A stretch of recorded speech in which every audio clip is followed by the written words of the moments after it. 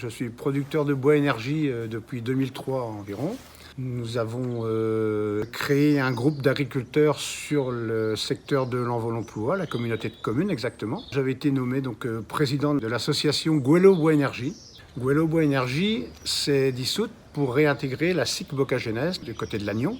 Cette SIC cherchait à s'agrandir en chaudière et à avoir une plateforme supplémentaire dans le secteur de l'Envolon. On a une quinzaine ou une vingtaine d'agriculteurs qui suivent la filière bois énergie depuis son début et qui alimentent cette plateforme qui se trouve ici à Saint-Gilles. On se trouve tous environ sur un rayon de 15-20 km autour de la plateforme et les chaudières se trouvent à peu près dans le même rayon. On a fait en sorte que tous les agriculteurs travaillent de façon à pérenniser les haies.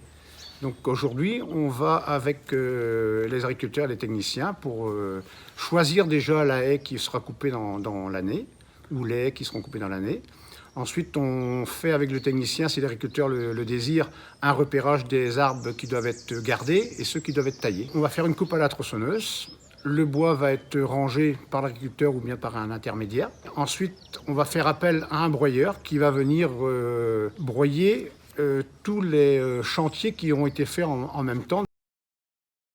Les agriculteurs sont payés 52 € aujourd'hui de la tonne humide livrée. Une fois arrivé sur la plateforme, le bois va rester 4, 5 à 6 mois pour sécher et ensuite sera repris par un télescope pour être chargé dans les camions ou dans les remorques agricoles pour être livré aux chaudières.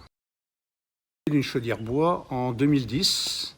Pratiquement tous les bâtiments communaux de la commune, sauf la cantine qui se retrouve un petit peu plus loin, mais qui sera peut-être dans un futur projet. Alors la commune est pratiquement autonome en bois, c'est l'employé communal et un bûcheron qui font l'abattage et l'entretien de la voirie. Si on mettait un prix environ de 100 €, ça fait 4 000 € de chauffage pour tous les bâtiments que je vous ai cités tout à l'heure. On ne surexploite pas les haies, elles sont entretenues d'une façon durable. On revient sur les haies tous les 5 à 7 ans, parce que justement le bois a eu le temps de repousser. Le bois forêt augmente de 1 à 2 % tous les ans. Certains agriculteurs sont labellisés, ce qui permet encore de faire un entretien plus rigoureux sur les haies, c'est-à-dire qu'on va faire tout à la tronçonneuse, de façon à ce que les souches soient très très bien coupées pour pouvoir repartir et ça n'engendre pas de maladies ensuite sur les repousses. La liste pourrait être assez longue, mais on pourrait parler d'économie pour les communes, d'emploi local aussi, de prix pour les agriculteurs, naturellement, qui vendent leurs plaquettes,